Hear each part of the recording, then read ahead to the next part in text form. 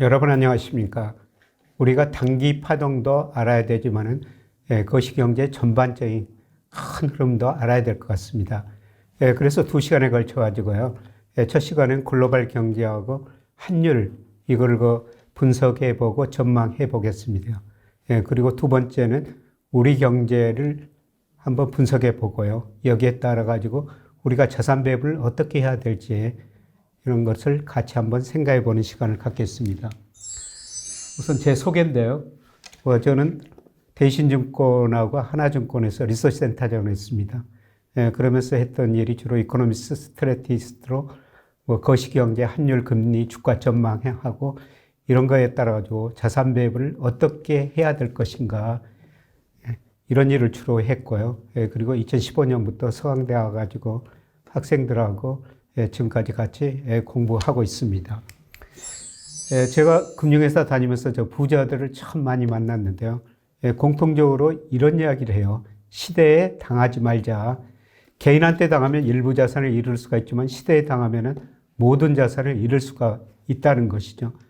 거꾸로 시대의 흐름을 알면 개인 부도 축적할 수 있고 기업도 성장시킬 수가 있다는 겁니다. 그래서 앞으로 2시간에 걸쳐 가지고 시대의 흐름, 거시경제의 흐름에 대해서 같이 살펴보겠습니다. 우선 글로벌 경제인데요. 글로벌 경제 여러분이 현장에서 체감하는 것처럼 그렇게 좋지 않습니다. 그동안 부채가 너무 많이 쌓였고요. 일부 자산 가격에 거품이 발생했다 붕괴되는 과정입니다. 그래서 세계 경제가 과거 평균보다 낮은 성장을 할 수밖에 없다. 그리고 그동안 미국 경제가 참 좋았었는데요. 미국 경제가 올해 아마 상반기 침체에 빠질 것 같습니다. 그리고 앞으로 2년 동안은 과거보다 성장률이 낮아질 가능성이 높습니다. 이러한 환경에서 트럼프 대통령이 등장했는데요. 미국 경제 좀 살펴보겠습니다. 그리고 G2라고 그러죠. 중국 경제 과거처럼 고성장하는 시대는 지났습니다. 이제 중성장 시대인데요. 그렇다고 중국 경제가 극단적인 위기는 아닐 것 같습니다. 유로, 일본 경제, 그 다음에 주요 신흥국 경제, 표 중심을 한번 살펴보겠습니다. 그리고 가장 중요한 게 환율인데요. 저는 달러 가치가 3차 하락 추세에 접어들고 있다. 이렇게 전망하고 있습니다. 최근에 우리 원달러 환율이 1,480원까지 올라갔습니다만은 현재 1,400원 안팎인데요. 이제 우리 원화 가치 상승 추세, 즉 환율이 떨어지는 추세로 전환됐다. 이런 말씀을 드리겠습니다. 경제라는 게 시간이 갈수록 장기적으로 성장하죠. 그런데 지난 역사를 보면 중간중간 어려운 시기가 있었습니다. 2008년, 2020년 심각한 경기 침체를 겪었었죠. 일부 언론에서 저를 닥터둠 이런 식으로 별명을 지어놨는데요. 제가 이런 얘기를 미리서 다 경고를 했었습니다. 특히 2021년 상반기에 코스피 3,000이 넘었을 때 4,000 전망이 많이 나왔었습니다. 그때 제가 2,200까지 떨어질 수 있습니다. 이런 전망을 했는데 실제로 그 밑으로 떨어졌지 않습니까? 그런데 지나고 보면은 이런 것들이 우리한테 부를 늘릴 수 있는 기회, 기업에게는 성장 기회를 줬다는 것입니다. 말씀드린 것처럼 세계 경제는 장기적으로 성장해요. 제가 잠재 GDP라고 그려놨습니다. 시간이 갈수록 장기적으로 성장하죠. 그런데 실제 경제는 어떻습니까? 늘 좋아졌다 나빠졌다 사이클이 반복되죠. 아마 여러분이 경제학을 공부 안 하셨더라도요. 이 식을 한번 보였을 겁니다. 그래서 GDP라는 거는 우리 가계가 소비해야지 성장할 수 있고요. 그 다음에 기업 투자, 그 다음에 정부가 돈을 써야 되고, 그 다음에 수출이 다지 성장할 수 있죠. 수입은 마이너스 항목이에요. 여기에 따라 가지고 경제가 좋아졌다 나빴다 이런 사이클이 반복되는데요. 2008년 미국에 위기가 왔었죠. 그래서 가계가 소비 줄이고 기업이 투자 줄이고 수출이 안 되니까 경제가 많이 나빠진 겁니다. 쉽게 말씀드려서 제가 디플레이션 압력이라고 표현해 놨습니다만은 이만큼 수요가 부족한 거였어요. 그래서 수요를 부양하기 위해서 각국 정부가 과감한 재정 정책을 펼친 겁니다. 재정 정책이라는 건 뭐예요? 정부가 주로 국채를 발행해가지고 지출을 늘린 겁니다. 그리고 각국의 중앙은행은 금리 0% 내리고 양적 완화를 통해 가지고 돈을 엄청 불렀죠. 그래서 소비, 투자, 정부 지출이 늘어나면서 2019년까지 꾸준히 세계 경제가 회복됐는데요. 그런데 2020년 코로나 오니까 또 소비, 투자, 수출이 줄어들면서 경제가 급격히 나빠진 거예요. 그래서 또 정부가 돈을 썼죠. 중앙은행은 금리 내리고 또 돈을 풀었습니다. 그래서 경제는 빨리 회복됐습니다. 여러분 2020년에 세계 경제가 마이너스 2.8% 성장했습니다. 1930년대 대공황 이후 처음이었어요. 그런데 2021년에 6.3%, 그야말로 급격한 V자형의 회복을 했지 않습니까? 그만큼 정부가 돈을 많이 쓰고 중앙은행은 돈을 많이 풀었다는 것이죠. 네, 그래서 성장을 했는데요. 이제 성장이 둔화될 수밖에 없는데 두 번의 위기를 거치는 과정에서 전 세계 부채가 많이 늘어나 버렸습니다. 우선 선진국은 정부 부채가 많이 늘었어요. 최근에 좀 조정이 되고 있습니다만은 미국 등 선진국은 정부 부채가 늘었고요. 그 다음에 중국 등 신흥국은 기업 부채가 많이 늘어버렸습니다. 한마디로 세계가 부채에 성장했다는 것이죠. 우리나라도 대표적으로 부채에 의해서 성장한 나라 중에 한 나라입니다. 우리 1997년 외환위기, 이른바 IMF 경제위기죠. 경제위기를 겪었는데요. 외환위기가 왜 왔습니까? 86년에서 88년 3조 호황으로 우리 경제가 너무 좋았어요. 그래서 우리 기업들이 미래를 낙관적으로 보고 투자를 많이 늘렸는데, 근데 90년대 돌아와서 수요가 부족하니까 기업이, 가계가 부실해졌죠. 특히 기업이 부실해졌습니다. 그래서 97년 외환위기를 겪었는데요. 97년 외환위기는 한마디로 부실한 기업 운행을 처리하는 과정이었습니다. IMF 처방에 따라 약 169조 공적 자금 투입하면서요. 뼈아픈 구조조정을 했습니다. 30대 재벌 중 11개가 해체됐죠. 세계가 우리가 구조조정 잘했다고 그러나 평가했습니다. 그때 가계부채가 GDP 대 50%, 정부 부채가 6%, 우리 정부가 정말 건실했습니다. 그래서 정부가 공적 자금 투입해가지고 구조조정할 수가 있었습니다. 그러나 현재 기업 부채가 외환위기 전보다 높고 가계부채가 50%에서 한때 100%까지 갔습니다. 최근 좀 하락하고 있습니다. 그래서 세계가 부채에서 성장했다고 말씀드렸는데요. 우리나라가 대표적으로 부채에서 성장한 나라 중에 한 나라죠. 다른 나라와 비교하면 평균적으로 기업 부채는 높습니다. 가계부채도 세계 평균보다 높습니다. 그래서 기업 부채가 높으니까 과거처럼 우리 기업이 투자할 수 없고요. 가계도 과거처럼 소비할 수가 없죠. 그래서 소비, 투자 중심으로 우리가 낮은 성장을 할 수밖에 없다는 겁니다. 긍정적인 것은 우리 정부 부채가 세계에서 제일 낮아요. 정부가 쓸 수밖에 없는 구조로 가고 있습니다. 그래서 조만간 대통령 선거가 있고요. 어떤 정부가 들어서든 간에 정부가 쓸 수밖에 없는 구조다. 그래서 전 세계가 제가 부채에 성장했다 이런 말씀을 드렸습니다만은 우리 기업 가계부채가 세계 평균보다 높으면서 대표적으로 우리가 부채에서 성장한 나라 중에 한 나라라는 겁니다. 자, 그럼에도 불구하고 우리 내수는 아직까지도 굉장히 힘듭니다. 내수가 힘든 이유는 우리 가계부채죠. 근데 가계부채를 설명하기 위해서요. 97년 외환위기 때 그때로 돌아갈 수밖에 없습니다. 97년 외환위기를 겪었죠. 여러 가지 원인이 있습니다만 우리 일부 대기업들이 가행 투자를 했죠. 대기업들이 부실해지고 은행들이 부실해지니까 우리 외환위기를 겪은 겁니다. 그리고 약 169조 공적자금 투입해가지고 우리 뼈아픈 구조조정을 했어요. 그리고 금리까지 떨어지니까 기업들이 이익을 많이 냅니다. 그런데 외환위기 이후 우리 실물에 비해서 상대적으로 통화량이 늘어났습니다. M2를 GDP로 나눈 걸 마샬 K라고 그러는데요. 마샬 K가 급증했죠. 실물에 비해서 돈이 늘어났다는 겁니다. 근데 이렇게 돈이 늘어났는데요. 기업들이 구조조정하고 이익을 내고 투자를 상대적으로 줄이다 보니까 은행에서 돈을 덜 빌려 쓴 거예요. 그래서 외환위기 이전에는요. 은행 대출 중 기업으로 71%가 왔습니다. 가계로 29%인데요. 근데 기업들이 구조조정하고 이익 내고 은행에서 돈을 상대적으로 덜 빌렸으니까 은행은 가계대출을 늘릴 수밖에 없었습니다.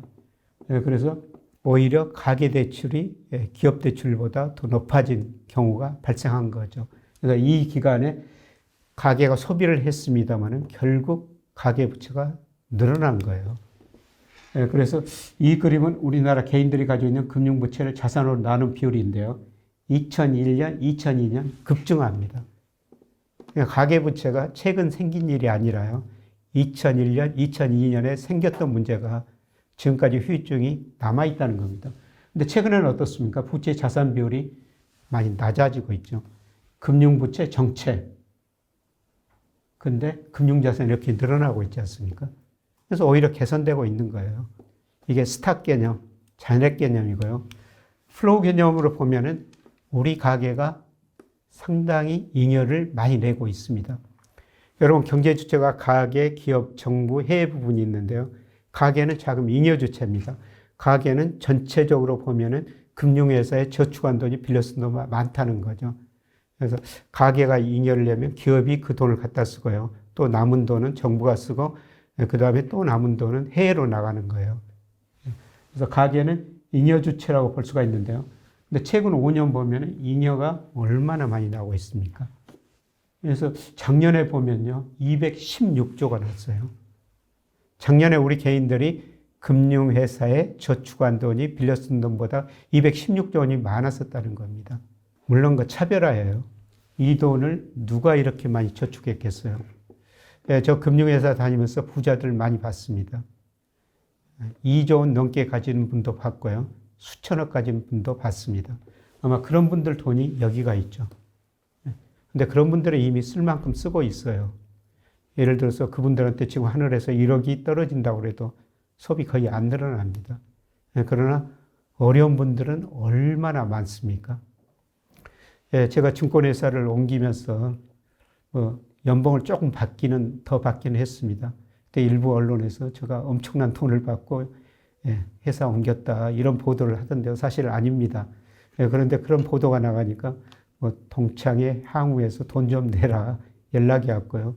많은 어려운 분들이 찾아와서 좀 도와줄 수 없느냐. 학생들도 찾아왔고 그 다음에 일부 중소기업도 찾아왔습니다. 심지어는 어떤 하가 한 분이 찾아오셔가지고요. 그림 하나 사달라고 그럽니다. 사드렸죠. 그런데 얼마 후에 그 하가가 전화가 왔어요. 그림 물감이 없다. 물감사에게 돈 좀 빌려달라. 곧 원고료 받는다. 갚겠다. 그래서 빌려드렸는데 아직도 못 갚고 있습니다. 제가 말씀드린 거는 양적으로는 이렇게 금융자산이 많이 늘어나고 있는데 양극화라는 겁니다. 그러나 어떻든 전체적으로는 우리나라 개인의 잉여가 이렇게 많이 늘어나고 있고요. 이게 기업 자금 부족이며 메꿔주고 있고 그 다음에 정부 재정 적자 메꿔주고 있고 또 남아가지고 우리가 얼마나 해외 주식 투자를 많이 합니까? 이런 돈들이 나오고 있다는 겁니다. 그래서 어떻든 가계 자금 잉여가 많이 늘어나고 있고 이런 것 때문에 차별화는 됐지만 극단적인 얘기는 아니라는 겁니다. 근데 어떻든 2001년, 2002년 제가 가계부채가 많이 늘어났다고 그랬죠. 가계부채가 늘어났다는 건 뭐예요? 우리가 금융회사 돈을 빌렸으니까 매달 이자 내야 되고 때때로는 원금도 갚아야 되죠. 소비할 여력이 상대적으로 축소된 거예요.